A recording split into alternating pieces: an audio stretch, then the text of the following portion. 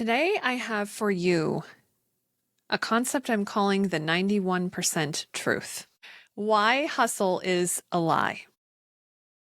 Very bold, I know. But if we're speaking about moving beyond the belief, this might shed some interesting light. Because I will say, for me specifically in my life journey, hustling, grinding, doing, taking the lead, taking initiative was something I reminded myself of and expected of myself every single day, if not multiple times a day. And I would say, honestly, through thoughts and encouragement, it would be hundreds of times per day. It sounds kind of insane just to say that out loud, but it is the truth. And I would push myself and I would tell myself and remind myself all the things that our world tells us what it means if we don't. So if we don't grind, if we don't hustle, if we don't push, then we're lazy or we're not going to get what we want. The early bird gets the worm. There's so many things that remind us constantly and relentlessly to do those things. And so there is affectionately referred to as a hustle culture that is very prominent in our world. And for myself, this is something that I not only spoke to my guides, honestly, I'd probably say over 100 times at least in the last year, because this is something that really troubled me. To wait, to allow, to see what happens, to feel the flow, these things that are said then in, let's say, a more spiritual capacity when we're talking about our dear soul, I couldn't relate. It felt like giving up.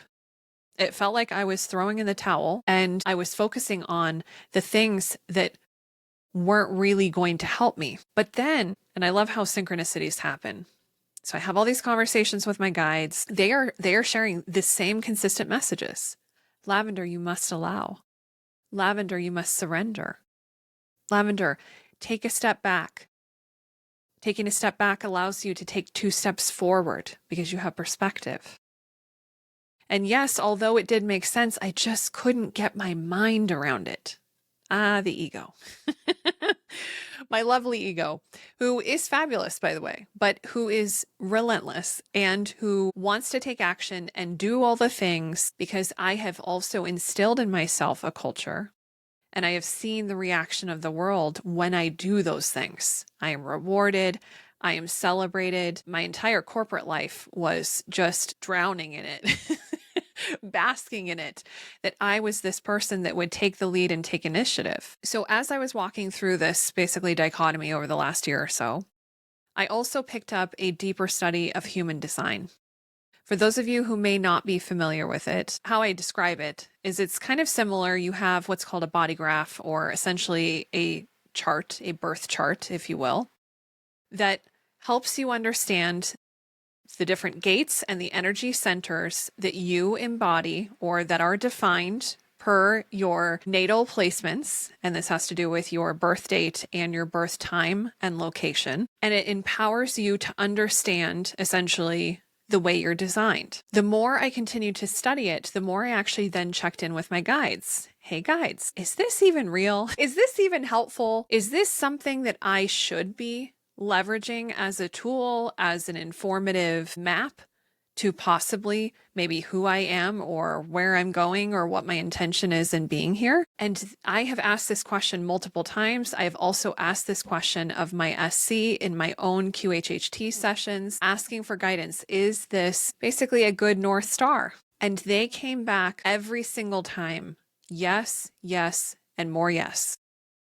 And the reason why is they had actually stated that the human design chart or body graph allows you to see how you designed yourself to come into this incarnation with the strengths that you need to basically navigate through the things that are most challenging for you. And the things that are most challenging for you are the open centers or undefined gates in your body graph. And that is actually where your genius lies. We are here to navigate the things that are difficult or challenging or interesting, and those become our genius and what we share as light with others.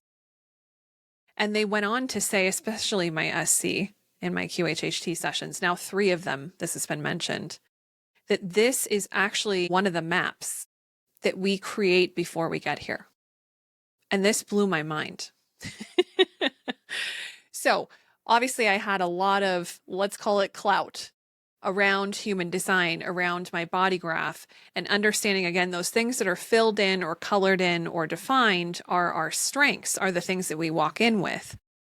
But the things that are open or undefined are our genius and what we're bringing basically as light to the world. With this information, I then dove face first into the deep end of understanding human design.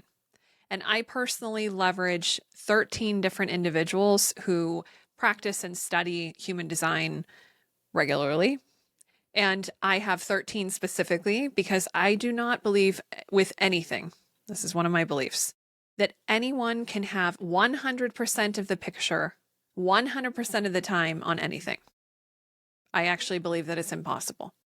I believe that each one of us have a splinter or a sliver or even maybe just a little bigger chunk of something.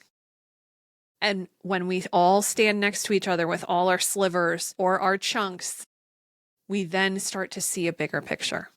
So this is why I continuously invite in more perspectives, more opinions, because to me, it actually illuminates the grander picture more and more. So as I dove in, and I'm going to cover here for those of you who might know human design or those of you who might not, there are essentially 5 core energy types, and I'll walk through each and I'll share with you where this discovery came from, this 91% truth. But my core message for today and what we're going to walk through is this hustle culture, this pushing, grinding, do what you have to do, stay up all night, stay up all day, do what it takes, because it is a humongous part of our existence, but it is a humongous part that we may not be seeing the real picture, the actual picture of what it is. And so this is the belief that I'd like to walk through in this gorgeous moment of now with you. So each of these 5 core energy types have essentially a sacred role, and I'll walk through just briefly each one. So first up, we have generators, or also referred to as pure generators. I am a pure generator. So we are what is called the life force of the planet. We have a consistent, what's called magnetic energy for building and creating. So getting stuff done.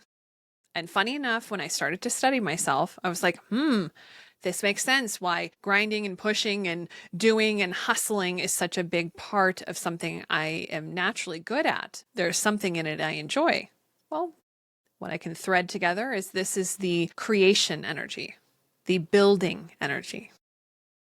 But I also learned a couple of other things, and I'm going to highlight these with each one. The role of a generator is to wait to respond.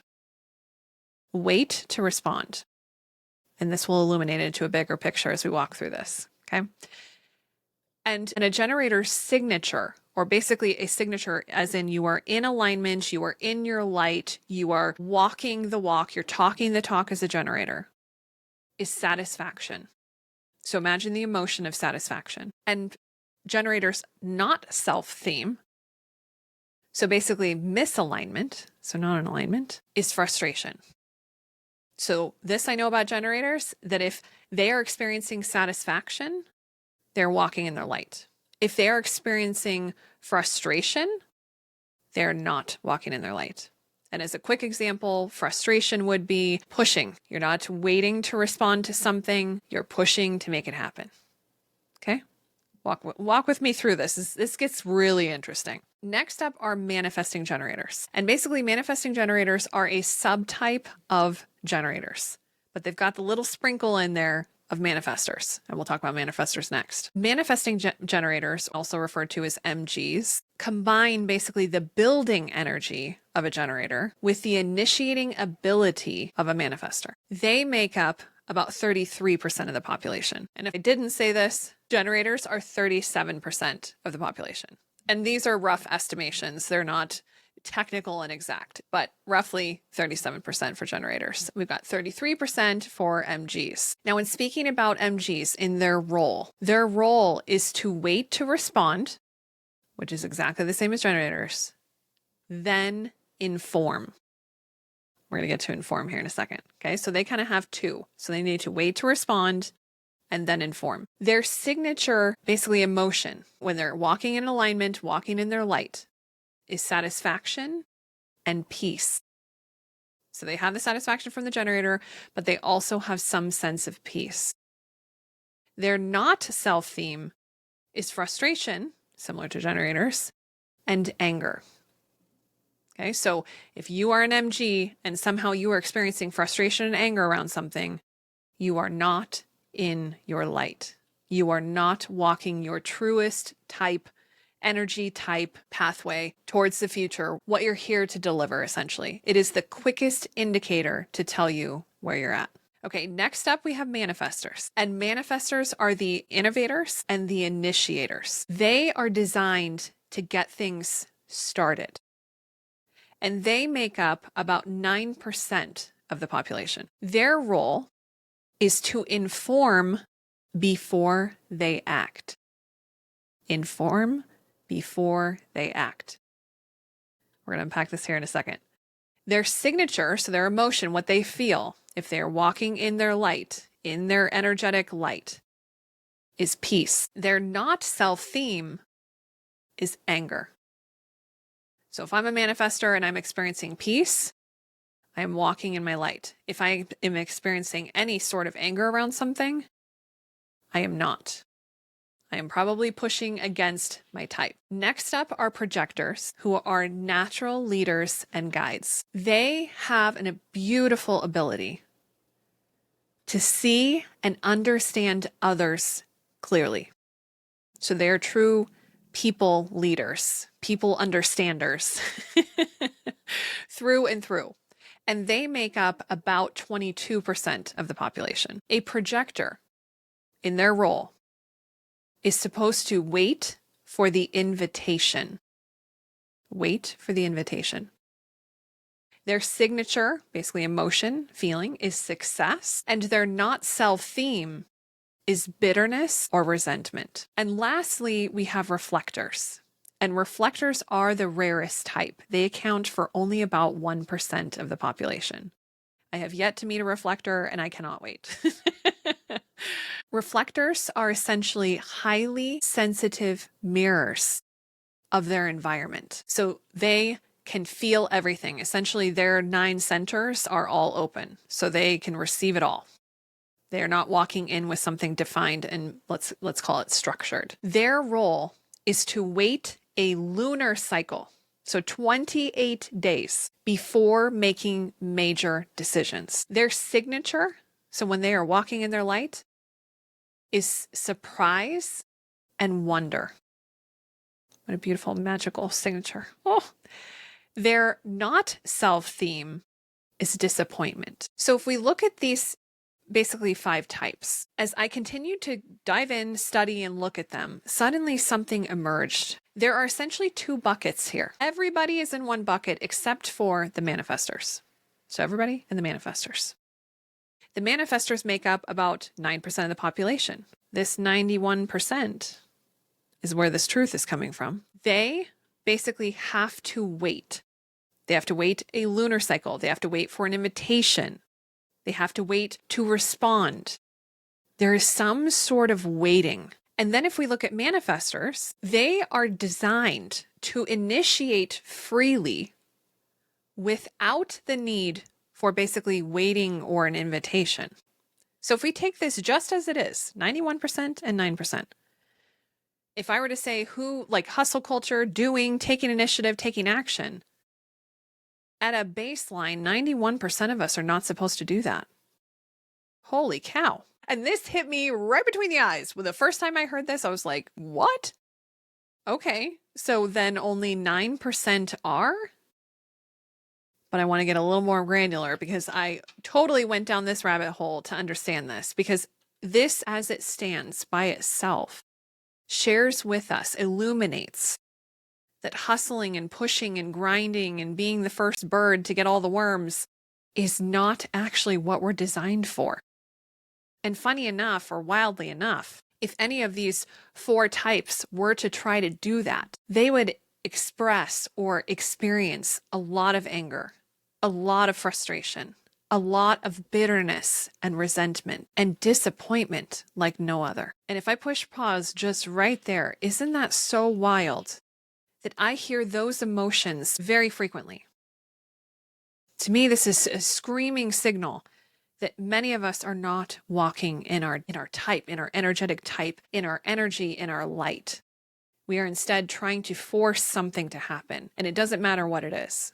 It can be anything. So that was the first profound truth that started to open my eyes. But then when I'm looking at the manifestors, they're supposed to inform before they act. And let's just look at the English word choices. Inform before they act. So to me, this is informing us of the sacred calibration and collaboration that must happen, even though this energy type is supposed to basically take initiative and do something. But they still have to do something before they do something. They have to inform before they act. So as an example, let's say if I'm a manifestor and I'm going to go and inform a generator, hey, this is what I'm thinking about doing. This is what I'm, brainstorming on, etc. And let's say the conversation gets like, oh yeah, this is cool. Like, yeah, this makes sense and this makes sense. Well, that can then become a response to what the manifestor is saying. Responding to the action, responding to the need to build something. So here again, we need to inform. So inform, we need to tell someone. We need to collaborate with someone.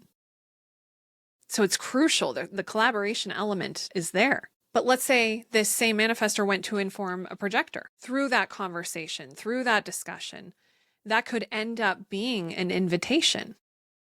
The manifestor could then invite the projector, hey, I would love for you to take this on because, here's what I'm thinking.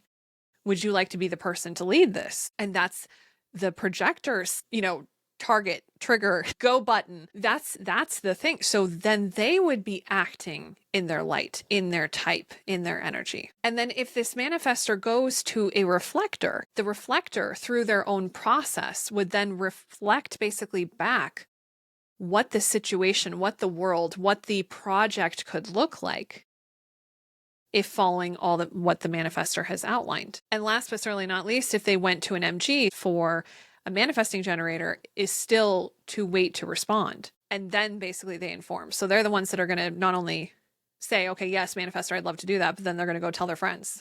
They're going to get more of us out there, right, to help. So even if we put these types in 2 different buckets, the 91% and the 9%, even the 9% who are supposed to be the initiators still are not working solo and hustling and grinding and running like hustle sprees. They're not, because they still have to inform. They actually have to have a conversation and start to create the picture for which everyone else can start to support that act of basically initiating through informing. And right there, y'all, when I got to that moment of realizing that if I just look at the world through a human design lens, first of all, no one is supposed to be going rogue.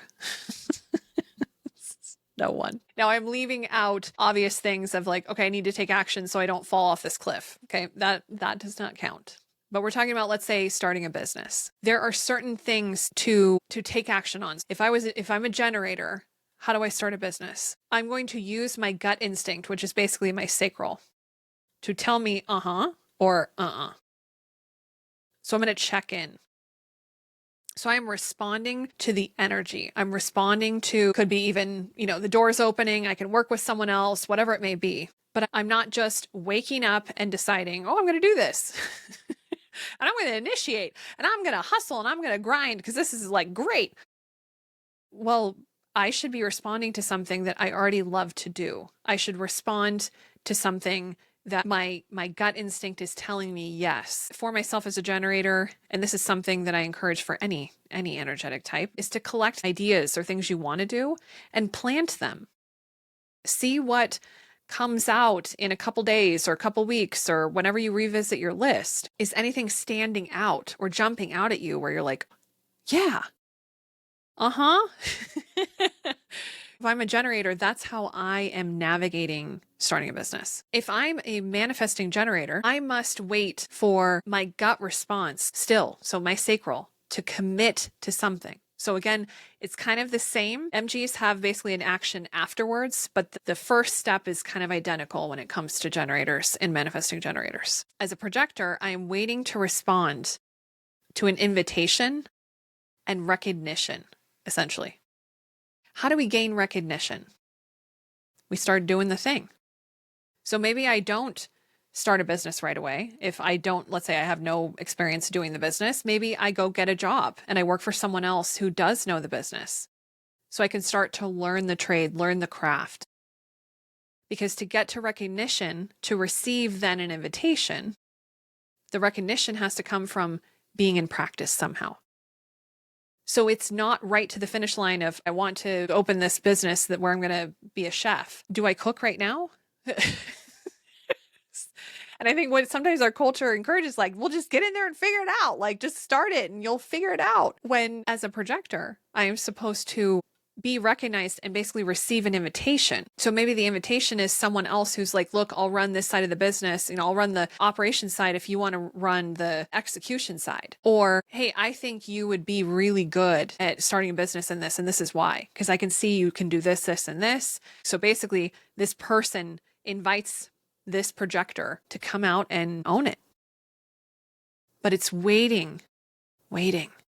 It's waiting. It's not taking cold turkey action of like, I'm just going to get in there and which is so interesting because again, hustle culture is kind of counter to that, because I know for a fact, hustle culture, if you're waiting, you're doing nothing. You shouldn't even, just don't even hustle. Never mind. Just go sit down. There's no waiting. It's just doing. It's just action. And thus far with all these types, we're talking about waiting. And then we get to reflectors. And the process for them to wait an entire lunar cycle, and this is for major decisions. So it doesn't have to be for every single thing they do, but for major decisions, life decisions, job decisions, relationships, like the larger things in life, they're waiting an entire lunar cycle because they're waiting for it to gain objective clarity. That we can all appreciate a lunar cycle has its ebbs and flows and it has its kind of pushes and pulls. And so they need to go through that whole cycle of push and pull to then gain that objective clarity and perspective to then know what to do. And so at this point, as I'm sitting there, and this was a couple months ago, but as I'm sitting there, I'm like, holy cow. So we live in a culture. And if we see this through this belief system, through this belief lens of human design, we're doing it all wrong.